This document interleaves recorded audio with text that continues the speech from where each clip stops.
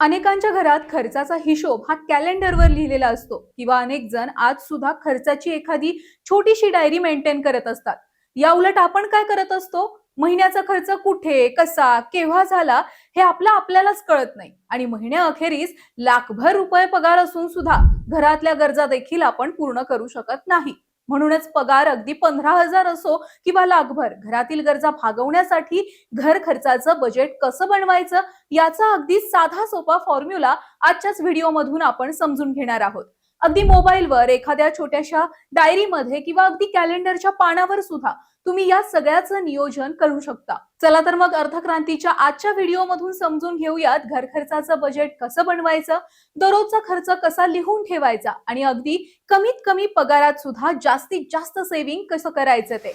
पण व्हिडिओ पाहण्याआधी अर्थक्रांतीच्या चॅनलला सबस्क्राईब करायला विसरू नका. घर खर्चाचं बजेट बनवण्यासाठी सर्वात पहिली पायरी असते ती म्हणजे खर्च लिहून ठेवण्याची. तुम्ही नोकरी करत असाल तर वर्षाला आणि महिन्याला नेमके किती पैसे कमवता याचा आकडा लिहून काढा. जर व्यावसायिक असाल तर मागील वर्षाच्या उत्पन्नाची सरासरी काढून तुम्ही महिन्याला एक आकडा तयार करू शकता. हे एकदा झालं की मग आपल्या महिन्याच्या खर्चाची अगदी बारकाईने यादी लिहून काढायची. त्यात घरगुती खर्च म्हणजेच किराणा, भाजीपाला, लाईट बिल, रिचार्ज, औषधे, दूध, पेपर, योगा क्लासेस अशा जवळपास सगळ्याच गोष्टींची आठवून अगदी बारकाईने यादी तयार करा.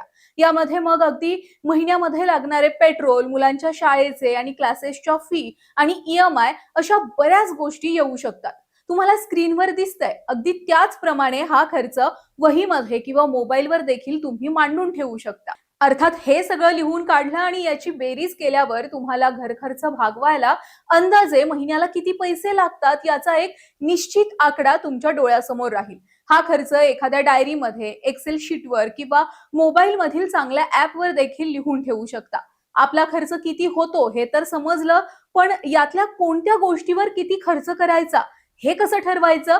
तर त्यासाठी येते घर खर्चाच्या बजेटची दुसरी पायरी आणि ती म्हणजे 50-30-20 चा नियम. तर हा नियम नेमका काय सांगतो? तर आपल्याला पगाराच्या इन्कमच्या रक्कमचे 3 भाग करायचे. यातली 50% रक्कम घर खर्चाचा जो आकडा आपण काढला त्यामध्ये भागवायची. 30% रक्कम लाईफस्टाईलवर म्हणजे मूवी, नाटकं किंवा शॉपिंग यावर खर्च करायची आणि राहिलेली 20% रक्कम ही बचत करायची. असा हा थोडक्यात फॉर्म्युला आहे. अर्थात तुमचा पगार कमी किंवा खर्चाचा आकडा जास्त असेल तर यातला लाईफस्टाईलवरचा खर्च कमी करून तो घरगुती खर्चात देखील तुम्ही टाकू शकता. हे सगळं केलं तर तुमचं महिन्याचं घर खर्चाचं बजेट थोडक्यात तुम्ही किती कमावता आणि त्यावर कुठे खर्च करता या सगळ्याचा कंट्रोल आपसुकच तुमच्या हातात येईल. पण एवढं करून भागतं का? तर नाही.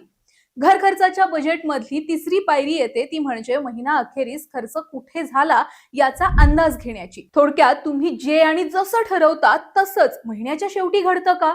खरं म्हणजे पैसा खर्च करायची सिस्टमॅटिक सवय लावणं वाटतं तितकं सोपं काम नक्कीच नाहीये.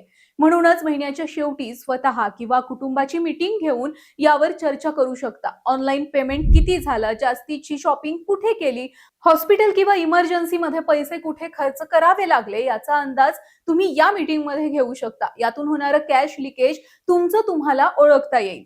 इमर्जन्सी फंड किती असावा याचा आकडा देखील तुम्हाला यातून काढता येऊ शकतो.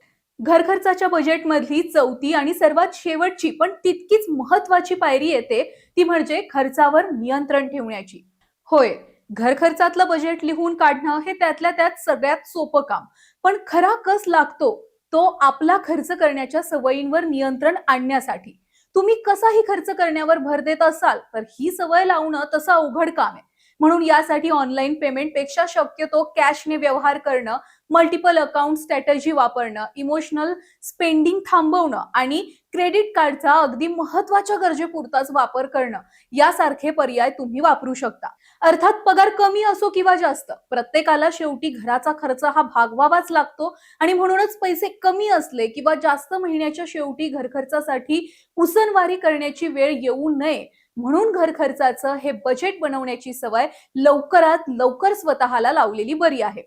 मग वाट कसली पाहताय? लगेच कागद पेन काढून तुमच्या खर्चाचं बजेट लिहायला घ्या आणि काही अडचण आलीच तर आम्हाला सांगायला विसरू नका. बाकी तुम्ही घर खर्चाचं बजेट लिहिण्यासाठी वेगळा काही फंडा वापरता का? असं असेल तर आम्हाला कमेंट बॉक्समध्ये हा फंडा नक्की सांगा आणि व्हिडिओ आवडल्यास तुमच्या मित्रांना, नातेवाईकांना शेअर करायला आणि अर्थक्रांतीच्या चॅनलला सबस्क्राईब करायला विसरू नका. धन्यवाद.